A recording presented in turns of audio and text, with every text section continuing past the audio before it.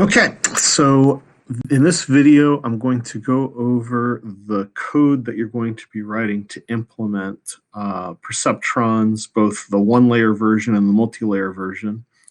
And I'm also going to give you a tour of how the code works in general, what pieces you're going to be working on, and what the precise algorithms you're going to be implementing happen to look like. So to get started, let me acquaint you with the main executable, which is called Drawing Editor. And that's this program over here. And so when you run it,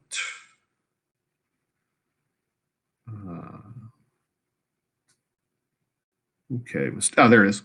So this is what the Drawing Editor looks like.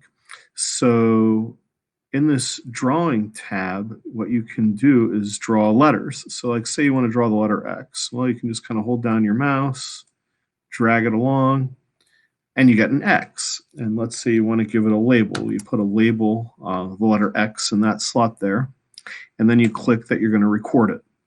You can get it back by going to label X, index 0, and there it is. So let's say I want to clear it out and draw another X. So I'll just draw another X like this, and I'll record it with that label as well. And then I can go back and look at that X, or I can go to this other X, and they're both X's. So let's say I want to do another letter, like T. I want to give it the label T. Draw the top of my T and the stem of the T, and I'll record it, and then maybe I'll draw another T, and it just kind of looks like this. So I'm just drawing with my mouse. And then I can go back and look at those as well. So when I'm ready, I can even save the file, for use later on. And when I am saving that file, so file save, whoops, wound up over here somehow. Well, let's say I want to just put it on my desktop, and I can call it TX, for example, and save it. And then I might want to start a new file, and so I'll clear this out, and I'll also do a couple of T's, record, and record, and then I'll do a couple more X's. So I'm going to switch my label to X. There, record, and you don't have to be super careful with this stuff. You just sort of drag in a way that's natural so that it really feels like handwriting. So now I'm going to save this, and I'll just call it, TX2 in order to distinguish them. And so the idea is I've created one file to serve as a training set and another file to serve as a test set. I've provided kind of a dumb learning algorithm for you to use by default. It's called Overfitter, and it'll train with whatever is currently loaded into memory. So I'm going to go ahead and open my previous file, my TX. And that was my original that looked kind of like that. And I'll train my overfitter, and training is finished. Then I'm going to test my overfitter first with that same TX. And of course, it's 100% correct. And the reason it's 100% correct, and we've got this little chart here showing the results. And the reason it's 100% correct is that it simply memorized all of its training instances. And if it finds that training instance, it's just a happy camper. Now, if I bring in my other one, it's 0% correct because none of them were perfect matches. So that's how that works. And this result table gives you all the information broken down accordingly. Percent is somewhat mislabeled. I may go back and edit that. It'll give you 0 for 0% and 1 for 100%. So you can always ignore that field and just look at number correct and incorrect. But I'll try to fix that sometime early next week. So that's the program. That's kind of the infrastructure that we have for training our neural network to recognize handwriting. And really you can make, the letters you train anything you want. People in the past have done like smiley faces and stuff. It's just really whatever you'd like. So I'm going to go ahead and close that for now. And we're now going to take a tour of the neural network infrastructure. And so all of that is in Handwriting Learner's Perceptron. So you notice there's Perceptron and Perceptron 2. Perceptron 2 is the 2-layer perceptron. So the super duper neural network that we're going to be counting on. But before we get to that, we're going to start with perceptron. So the perceptron class is, the core of its data representation is this weights variable. So it's a two-dimensional array of doubles.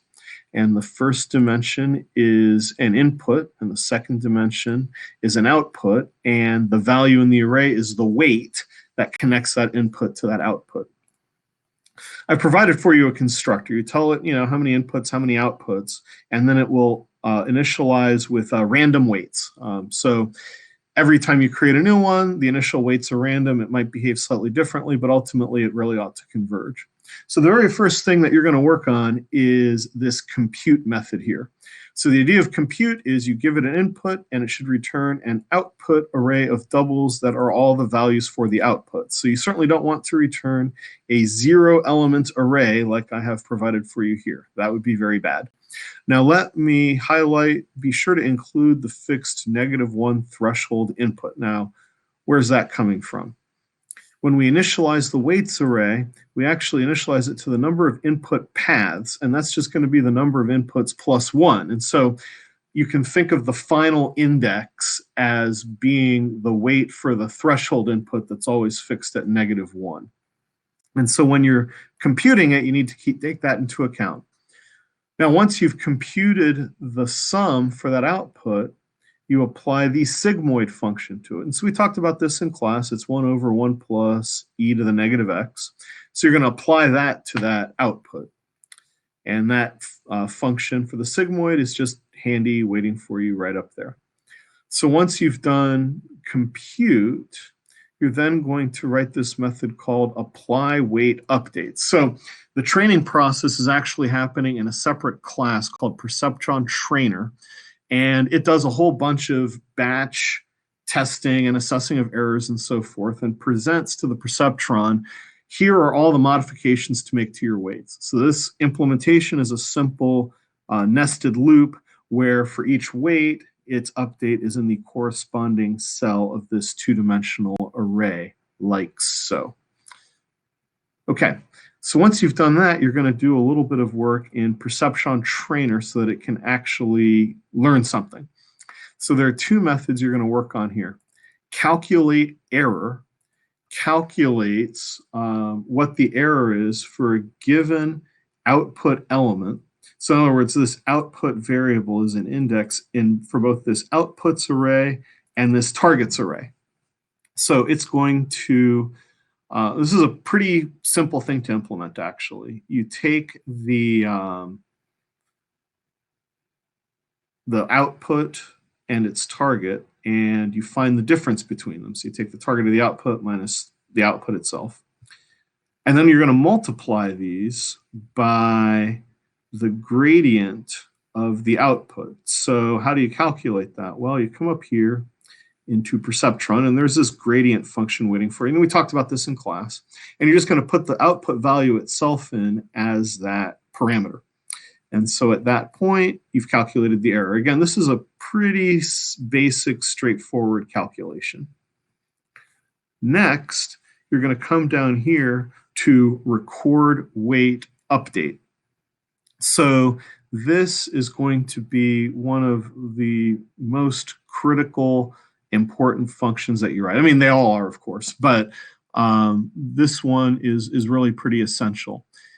This function does the following. You're going to calculate the weight updates for every input and output edge based on the input values, the output values, and the provided error function. So what do I mean by that? You've got this function parameter over here called error finder. So the reason we're building it this way is we want to build one infrastructure for determining how to apply all of our errors that's independent of how the error is calculated. Now, for the perceptron itself, it's going to be this very simple calculate error. But later, when we start doing back propagation, it's going to be a little bit more elaborate. And I want you to be ready for that. So what you're going to do then is you're going to build an array which contains all of the error values for these inputs and these outputs. So how do you calculate all of those error values? Well, of course, you're going to use the error finder.apply function, and then you'll give it an index of a specific output that you're evaluating. So you can already see that you're going to have this outer loop that's going to consider every possible output. So you calculate that error, and then you're going to multiply it by the learning rate and add it to the appropriate position in the pending weight updates array. So you're going to need to do this for every input edge. So you're going to have kind of this nested loop going on. And then, and of course, don't forget your -1 threshold input as part of this process. And so what you're going to be doing is putting values in this array here, the weight updates. You'll just be adding to them incrementally. And as you add to them, that's something that then gets used over here when we apply the weight updates. So that's where this value is coming from, is with all of the work that you are doing in here. Okay, so you've got that implemented. So now you're actually ready to do an initial test. So when you go to Perceptron test, there are a series of tests: test and, test or, and test exclusive or. So once you've implemented those methods, test and test or ought to work. And they should be nice and fully functioning and pass their tests. Test exclusive or isn't going to work yet because you haven't yet done Perceptron 2. So that's what you've got up to this point. So once all that stuff is working, you can start thinking about the 2-layer Perceptron. So in Perceptron 2, we've got this method to compute both the hidden and output values. So you've got an array of your hidden node values and an array of your output node values. So, to do this, right, you're just going to take your input to hidden Perceptron and apply the input to it, and that gives you all the hidden values. Then those hidden values serve as inputs to the hidden to output Perceptron, and then that generates your output values. Then you just package them up in a tuple and return them. And the reason they're packaged up like this is when we're back propagating, we're going to need those hidden values. Okay, so what are you going to do next? You're actually done in Perceptron 2 at this point. Now you're going to go over to the Perceptron 2 trainer. So what's that going to look like? Here you're going to implement the back propagated error. So this is the important learning algorithm that lets us use more than one layer of perceptrons. So this is the algorithm that was discovered in the mid-1980s. So when you're calculating the back propagated error, I encourage you to look at record weight updates here so you can see how it's called. So what's the process? We first run the input through the entire network and we get these two arrays back, the hidden values and the output values. Then we actually train the second perceptron, the hidden to output one, right here. And that gives us a set of errors, which we can then use in the back propagation process. Let me collapse that so you can see everything there. And so that's going to call that record perceptron weight update, and it'll help take care of our perceptron there.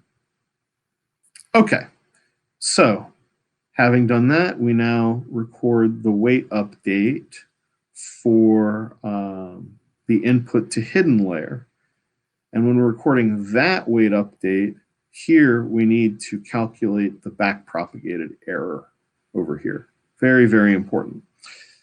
So what's that going to look like? Well, we're giving it the hidden layer values, the errors we received when we were doing our training of the second perceptron, and then we're telling it, coming in as a parameter, is which hidden node are we working on, and so we want to tell it that as well. So you come in here, and so here's what the process looks like. For each output node to which that current hidden node is connected, so each hidden node, right, is connected to all the outputs. So for each output node to which it's connected, we're going to multiply the following: the weight from that hidden to the output node, the gradient of the value at the hidden node. So you take that hidden node value, pass it to the gradient function, and the error value for that output node that you're examining. So you see for each output node, you're going to have to write a loop to visit all of the output nodes at this point. How do you know how many you have? You have one output node for each error. So you've got an error for every output node. You can use the length of that to guide you through knowing how many output nodes to look at. So you're going to add up all of these accumulated error values. So in effect, what we're doing is we're saying for each output node, how much blame is this hidden node getting for the mistakes that it made? So that's why we're multiplying by the weight from the hidden to the output node. We're using the gradient to help move it in the right direction. And of course, the error value itself kind of is important here. And so at that point, once you've implemented those methods, you should be ready for test exclusive OR to pass. So once exclusive OR is passing, you've got a working multi-layer perceptron. Let me briefly talk about some of the structure here. In train one iteration, we set up these arrays of pending weight updates. We then call record weight updates to find out those updates. So this is like where the values we need for it to learn are calculated.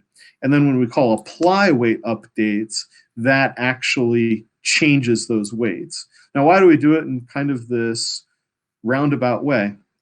The reason that we're doing it this way is that we want to record the weight updates for every single example. So we're taking a pass through all of our training examples, and we don't want to bias that by incrementing the weights before we've had a chance to see all of the examples. So we get the updates for all the examples at once, through doing a pass through those, and then we can apply them in one block. And then this process we iterate over and over, thousands of times. And of course, the smaller your learning rate is, the more iterations you're going to need to compensate for the fact that the updates are tiny. With a high learning rate, you can use a small number of iterations, but now you've got the risk that it just kind of bounces around and never converges. So once you've got all that going, you've passed everything in perceptron test, our focus shifts to thinking about the encoding and decoding process. So you've got this nice working neural network. Well, that's fine, but what you really need is to predict labels on drawings.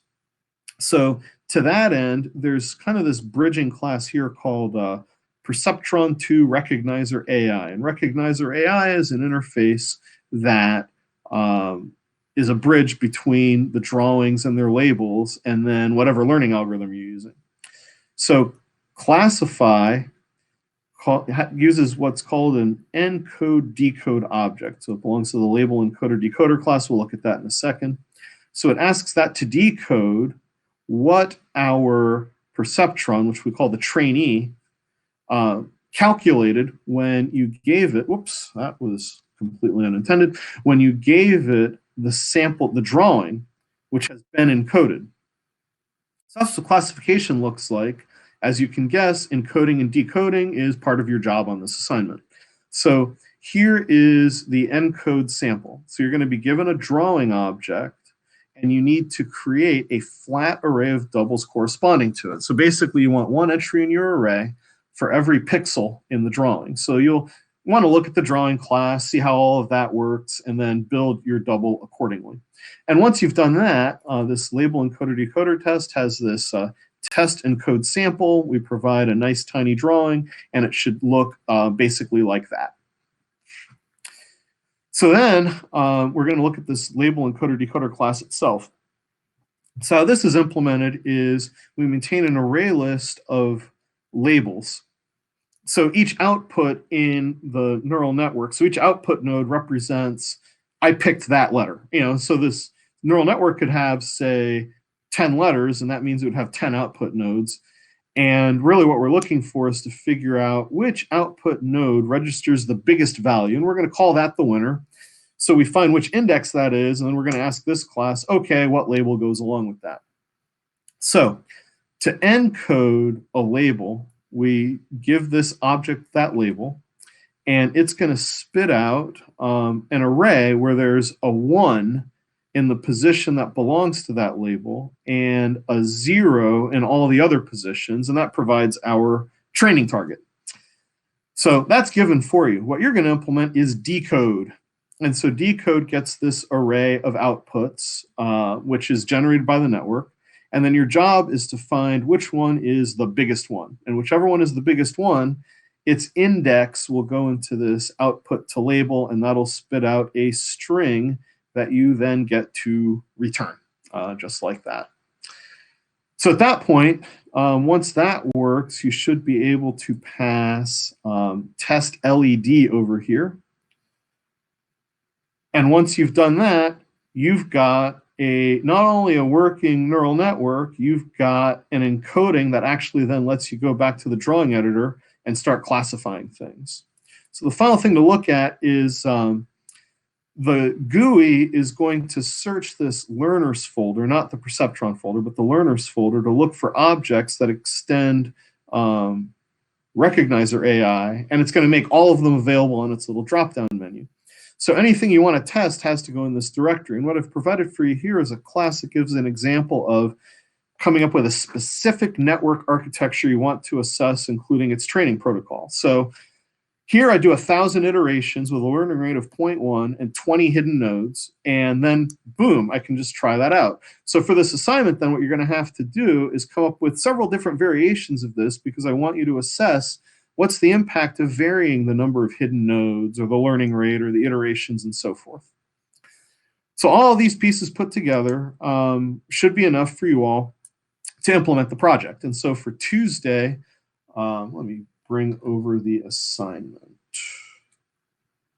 Okay, boom, one assignment. Okay, so here's the assignment. There's the download folder. And then this is all the stuff I just explained over here. So what are you going to do once all that works? You're going to generate data. So you're going to use that drawing editor to draw 10 samples each of 2 letters, kind of like I was demonstrating earlier. And then I want you to create a neural net using the first file as the training set and test its performance using the second file, and then kind of go the other way and see how they do. And once your network can pretty reliably distinguish 2 letters, I want you to expand your training and test sets up to 3 letters. And then I want you to keep doing that until you've got 8 distinct letters for it to try to classify. So for Tuesday, what I want you to do is give the testing set results for the 2-letter experiment, talking about the training iterations and the number of hidden nodes that you employed, and talk about, what percent of things was it classifying correctly and what kind of bias did it show. Then for Thursday, of course, you'll give your overall results. Now, I'm going to add a little tweak to this assignment. This is optional. Like we talked about, talking about how well a machine learning algorithm does really depends a lot on what you compare it to. There's not really an absolute sense of this. So my main goal for this assignment is just for you to get this to work, basically. But if you're feeling a little ambitious, I will give bonus points if you benchmark the performance against K-nearest neighbor or naive Bayes, which you can go ahead and re-implement for this project using that Recognizer AI interface. So if you do that, I'll give you a bonus to say, well, this is how much better my neural network was than these benchmarks. And of course, I want you to think carefully about variations in the number of training iterations, learning rate, and numbers of hidden nodes. So that's the assignment. Sorry I didn't get to this in class last time, but hopefully this will give you everything you need to do. Feel free to come visit with me on Monday. If you're confused, book an appointment. Otherwise, I'll look forward to seeing you in class.